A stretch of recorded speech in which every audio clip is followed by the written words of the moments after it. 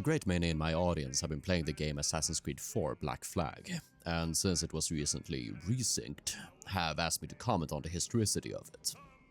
In particular, the clothes and equipment of the main protagonist, Edward Kenway. Is it something you'd see used by real historical pirates? As a quick sort of side note, and I guess you can skip ahead if you don't want to hear about it, there is a small but very vocal group of people who tend to get pissed when I make these videos commenting on pirate media. These videos aren't really about these pieces of fiction. It's really just using them as a vehicle to talk and learn about actual history. And because a lot of people watch these videos and ask me to make them. But yeah, anyway, let's hop onto the diving bell and submerge once more into the depths of pirate lore. To summarize Edward Kenway's outfit, I have assessed that he's wearing 4 layers, starting from the outer to the inner. Leather armor, including a vest, arm protection and shoulder pads, a sleeveless waistcoat, some sort of additional coat underneath the waistcoat, and finally a shirt. Now, let's go through all of these items. Starting out with the leather armor, this really isn't something you'd see a pirate or sailor wear, ever. For one, leather and the humid conditions of the ocean really do not mix. Wet leather tends to crack and warp, not to mention that leather is very insulating, which is why bikers often tend to wear it. It's excellent against the cold of a strong wind slapping against you on the highway. But for a pirate who's in the hot and humid tropics, it's a recipe for heat stroke. Nor would the protective qualities be especially relevant on a pirate ship. Granted, leather is decent against the slashing attacks of a blade, and might be good against the most common sword at sea, the cutlass, designed for hacking and slashing. But with firearms, pistols, and especially muskets being the most common shipboard armaments, it would be totally useless. That said, there is some slight precedence for leather armor. Certain Spanish troops used leather shields and leather waistcoats, but these were cavalrymen in the dry conditions of northern Mexico, cacti and sand dunes, not jungles and rainfall. Their enemies used bows, arrows, and spears, not pistols and muskets. Leather items were of course used. Leather was used to cover the fuses of grenades, cannon cartridges, belts, and cartridge boxes were made of leather, some of which we'll look into later. All of it had to be constantly waxed and treated against the humidity. He seems to be wearing a sleeveless waistcoat or vest with a white, puffy shirt underneath. This is actually a very historical outfit, and we can often see it depicted in the period as being worn by mariners of all social rankings. The style of buttoning resembles that worn on the coat of a French explorer named Jacques de Bouchan during his expedition to the Pacific, but I haven't seen it too often. Edward's shirt is of especially good quality.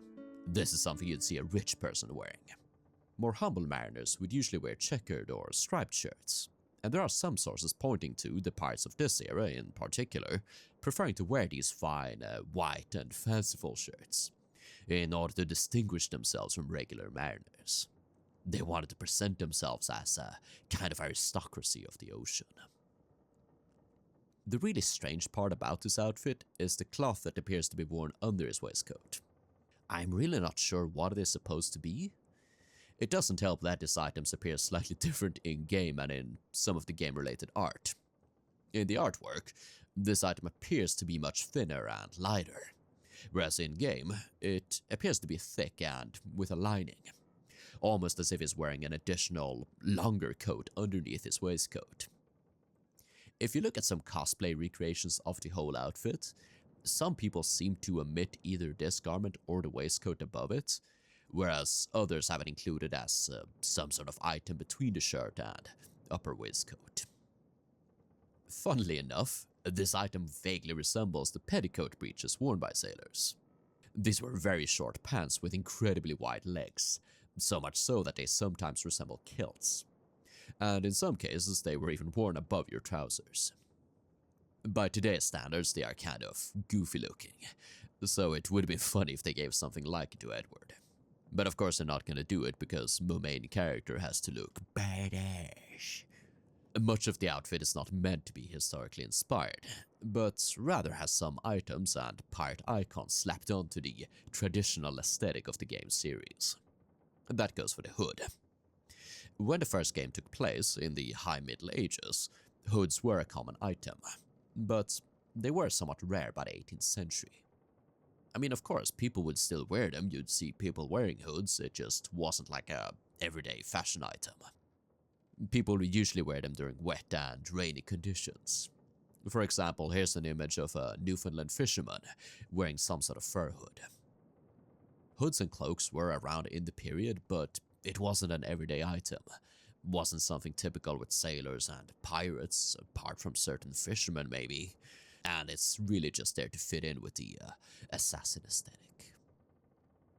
Moving down a bit, Kenway is wearing a red sash with a belt above it. Throughout the golden age of piracy, sashes were a common item worn by sailors of all stripes and nationalities, whether French, Dutch, or English, lowborn or aristocratic. He wears a belt with some accoutrements above it. This is a very traditional pirate look, probably dating back to Howard Pyle and his colorful depiction of a buccaneer, which actually inspired one of the Assassin's Creed characters. And whilst you can wear it, and it isn't really uncomfortable, I don't know how often it was actually done in the period. I've not found any depictions of it. There are plenty of images of pirates, including eyewitness illustrations, wearing belts with items on it, or them wearing sashes with pistols tucked in them, but I've struggled at finding both worn at the same time. I mean, it's feasible, it's a traditional look, but I don't know if it's something anyone really did back in the day. His trousers. Yeah, it seems like something sailors and mariners wore back in the period. A plain brown pair. Yeah. I don't have anything to say here, okay? Have an orange. So Kenway's wearing boots. These boots are kind of a long source of controversy in the pirate community. They've been part of the pirate and swashbuckler look since the 19th century, though it doesn't seem as if they were commonly worn by sailors or fighters of any kind, especially in the 18th century. That's not to say that boots don't appear. There's this depiction of the aforementioned French explorer wearing knee-high folded boots. Fishermen and sailors would also wear large bucket boots in cold and stormy conditions, but they are really not suited for agile movement, sword fighting, or sailing. The 19th century artists who devised the iconic pirate look probably took them from the garish depictions of early 17th century gentlemen. Think the Three Musketeers, who did wear a kind of short, folded boot as a fashion item. It often appeared in the military, but by the late 17th century, and especially the 18th century, had become unfashionable. In general, shoes were actually somewhat rare. A lot of pirates and people in the Caribbean went barefoot, because shoes back in the day were not only expensive since they needed a skilled cobbler, but had to be tailor-made for the particular dimensions of an individual's feet. Whilst pirates very often stole clothing, I imagine that stealing shoes would have been more awkward for the specific reason. But they had some interesting solutions, which we shall take a look at later on. So, to summarize Edward Kenway's base outfit, it's primarily a mix of the assassin aesthetic with some stereotypical pirate items, with a few historical pieces that could be intentional, but also pure coincidence. Owing to the many layers and especially the leather, it's really a heat stroke in the making, especially when running around a ship and performing all of those parkouring tricks, something which those heavy boots would really not be good at. There are some other outfits in the game which I will take a look at later on in the video, but let's talk about some of the weaponry first. One of Edward's most iconic weapons are his 4 pistols. He starts out with only being able to wield one, but can upgrade his equipment to eventually carry a whopping 4. Usually, a pirate or any boarder would carry 2 pistols, but there are multiple descriptions of pirates carrying 4 pistols, or even as many as 6. The issue comes with how these pistols were carried. Most common was simply to tuck them into your sash. In concept art of Edward Kenway, he actually has 2 pistols tucked in a sash, no belt to be seen. Pirates might have up to 4 pistols stored in this fashion. The smaller pistols could be put in a pocket. And Kenway has 2 of his pistols in these leather holsters in a small baldric over his chest. Now, this is another one of those topics which is kind of like hotly contended in the pirate community. So these holsters were originally described in a book from 1724 called A General History of the Pirates, which most credible pirate historians tend to discard or take with a huge pinch of salt, since so much of it is exaggerated or flat out fabricated in order to make a good story or convey some moral message. It's a really strange and fascinating book because it is so garbled, complicated, and almost schizophrenic, probably because it was a hastily made cash grab by multiple authors with different intentions. I have 2 videos talking about it, but yeah, this book serves as a source for many of our modern perceptions of pirates, including these pistol holsters.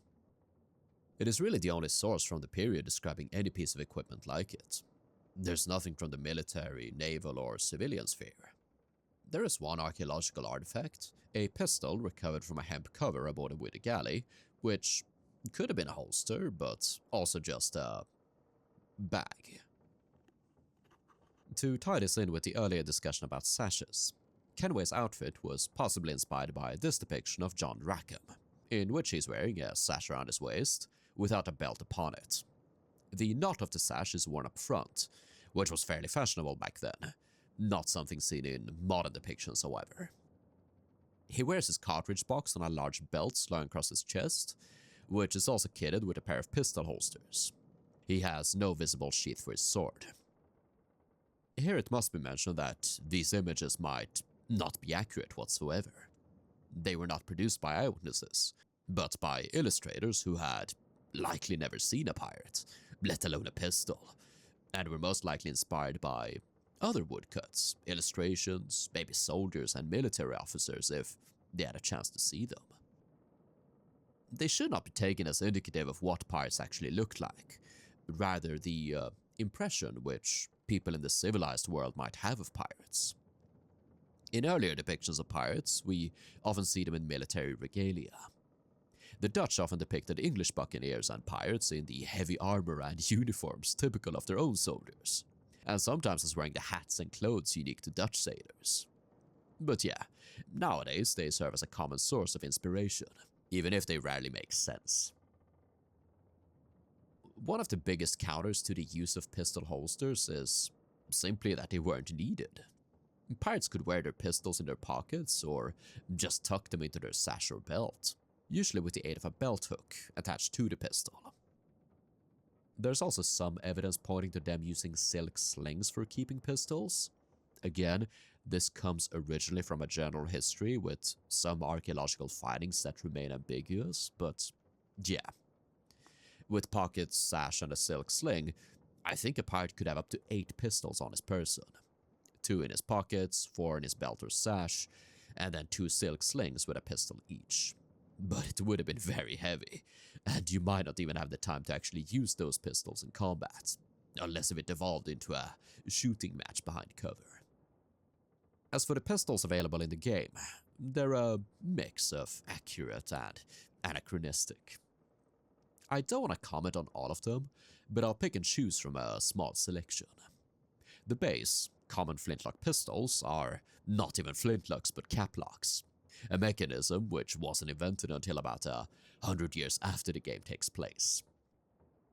The common wheelock pistols seem accurate, but wheelocks were not really in use anymore by the early 18th century. Wheelocks are good, but have a slight yet significant delay between the trigger pull and discharge, and the complicated mechanism is very reliable, but not very field expedient. The pirate blunderbusses are based on real blunderbuss pistols. Some look like this and were built to shoot flares or fire arrows. If there are any pistols that look the most like something from the period, I think it would be Captain Morgan's pistols. Edward is known for wielding a cutlass in each hand. These are very heavy weapons, and doing this would have been difficult and probably not practical. Dual wielding appears every now and then in history, usually among quirkier martial arts instead of real combat scenarios. Think Roman gladiators and such. In the period, there's this image of a village fight in which one guy is dual wielding a pair of cutlasses or similar weapons, maybe hunting swords or hangers or something. They're basically all the same. His wife is trying to hold him back to prevent him from hurting himself or these other people. This image was most likely made to show the tragedy and foolishness of the violence so endemic to the 17th century. And depicting this man with two cutlasses was likely made to illustrate his rashness and the madness of his actions, rather than a viable fighting technique. Dual wielding in the period was more often done with a small sword and a dagger, with the dagger often being used for balance and parrying instead of offensive action. But his funniest equipment are the dual rapiers. It's really stupid. Rapiers are long and heavy weapons that require a lot of skill and dexterous footwork to use effectively, with the biggest advantage being the length. Kenway kind of just hacks and slashes with them since they reuse the cutlass animations, whereas in reality, rapiers are best for thrusting and piercing, and pirates did use rapiers, especially in the 17th century and mostly the Spanish. But by the 1670s and 1680s, they came to be seen as kind of archaic, and some pirates would even ridicule their Spanish opponents for using these weapons instead of the cutlass or small sword, which was more feasible in the tight confinements of boarding action. The pistol swords also deserve a mention. It's a really silly and impractical weapon that has a lot of issues, but it did exist historically in the period, though it wasn't common by any means, and the expense and impracticability probably meant that most pirates would have avoided it like the plague, though it would have been a fine trophy and might fetch a good price on the black market. Those would be his main weapons, but Kenway is also equipped with a selection of quirkier tools and pieces of equipment. The smoke bomb is one of them. It is used at close range to choke and stun enemies around him. It might seem entirely unhistorical, but has a lot of precedence among pirates. They used a kind of grenade called a stink pot, which consisted of cloth dipped in putrid materials, often just feces, tied into a ball, left to dry, and then set alight and thrown among the enemy. It produced a noxious gas which would irritate eyes and lungs, and they used it to disrupt the enemy or run them out of cover. A very cost-effective piece of equipment. They also used combustible fire grenades and a kind of shrapnel grenade which looks like the stereotypical cartoon bomb, and these do appear in the game, used by the grenadier enemy type. The blowpipe is another weapon of interest in the game. You use it to shoot darts dipped with different kinds of poison. The sleep dart, which makes enemies fall asleep, and the berserk dart, which makes them go crazy and attack anything around them. Blowpipes, or blowguns as they're also called, were a weapon used in the Americas, especially in Mexico, with Edward acquiring them from the Mayans. They could shoot darts with paralyzing poison, but also small stones or pellets. Notably, they weren't really used for anti-personnel purposes, but mostly for hunting small game like birds and rabbits. As for pirates using them, I never heard about it. They prefer to shoot small game with a bunch of small pellets from their muskets. It's not unfeasible that they would acquire one from the Mayans, since the Mayans were hostile to the pirates' traditional enemy, Spain. Mayans were part of some pirate crews, most notably that of Francois Lolonais. The Mayans attempted to hire him and his crew as mercenaries against the Spanish, but the buccaneer declined. Pirates often allied and hired the natives of other tribes as well, most notably the Carib, Mosquito, and Kuna. They wouldn't really use any of their weapons, preferring the sword and musket, but pirates and settlers did acquire other technologies and techniques from the natives, including the hammock, dugout canoe, barbecue, and spearfishing. There isn't much to say on the rope dart, throwing knives, and hidden blade. These are part of the game's fantasy, and the origins of these tools lie in other periods of history and regions of the world. There isn't much to say relating to pirates. Crafting forms a minor but fairly significant part of the game. Edward can hunt wild animals to create various pieces of equipment, most prominently ammo pouches and armor. As aforementioned, pirates did not wear leather armor, but that is not to say that they didn't hunt and create their own equipment from the slain game. Indeed, the progenitors of the infamous buccaneers were hunters on the island of Hispaniola, who created a myriad of equipment both for the field and for piratical expeditions. These included ammo pouches, specifically cartouche boxes. This was a square box or pouch used to carry paper cartridges of powder and shot, allowing you to reload faster. They might have a wooden case on the inside, drilled with holes for fitting the cartridges. But judging by eyewitness depictions, buccaneer ones were often flat, many with the hair of the cow still on them. The buccaneers most often hunted wild cattle. Belts were often made from alligator skin, and to circle back to the discussion about shoes, they made their own kind of footwear from the legs of wild pigs. The hock was secured around their foot in order to make a good fit, tied up and dried. It was a crude piece, but comfortable enough. Unexpectedly, hunting and crafting is one of the most historically accurate parts of the game, even though some of the items you make wouldn't have been used by pirates per se. To finish up, we can look at some of the alternate outfits worn by Edward Kenway. Personally, I like a lot of these more than a base outfit. Not necessarily out of historical accuracy, just purely based on the look.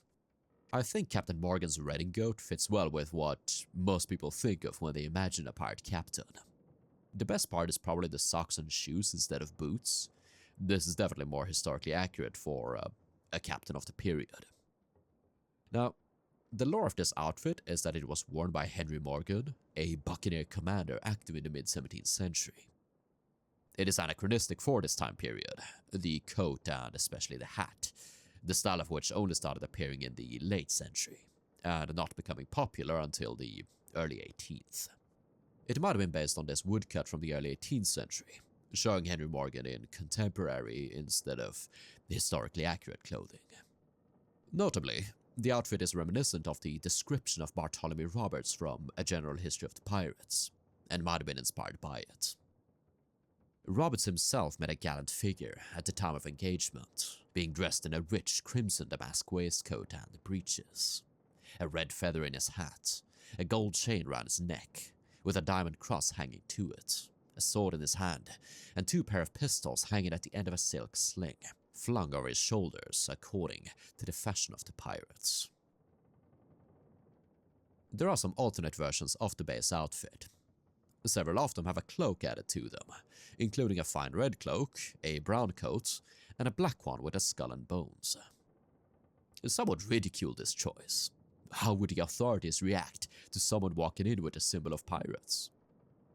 It is worth discussing, because the skull and bones were not necessarily a symbol of pirates. It had been used for a very long time as a general symbol of death. It only started to be used by pirates specifically around the year 1700.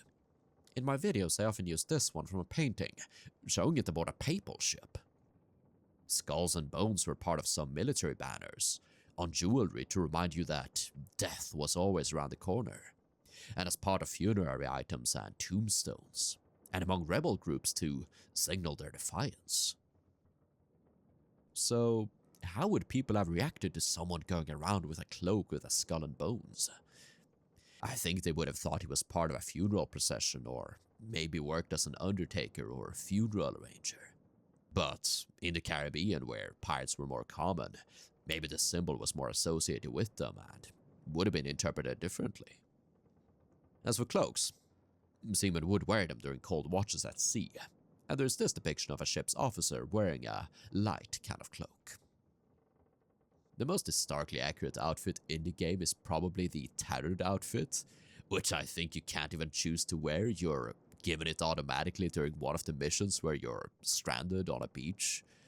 There are descriptions of pirates wearing nothing more but shirts and trousers, going barefoot, both on land campaigns, but it would be comfortable and common enough to wear only this when working the ship. Since you can't wear this outfit during normal gameplay, I would usually go for the Shark Hunter outfit or Whaler outfit, which looks very casual and akin to what a lot of pirates and even captains would wear, though most often with the addition of a hat. The only big issue with this outfit are the sandals. Howard Pyle made them a part of the stylized pirate kit, but it really wasn't a common piece of footwear in the Caribbean. Anyway, those were my two favorite outfits. I'm curious to hear what you would have on your Edward during your gameplay in the Caribbean basin. And if you want to see more videos talking about historical inspiration or semblances in Assassin's Creed, give this video a like and leave a comment to let me know. Until then, you might be interested in this episode, talking about the Black Pearl from Pirates of the Caribbean. Now, Gold Gunpowder produces niche history content that is dependent on your support for its survival. Keep us afloat by donating on PayPal or by becoming a channel member or Patreon donor. This way, you can also watch these videos without ads. All links can be found in the video description below. Enjoy.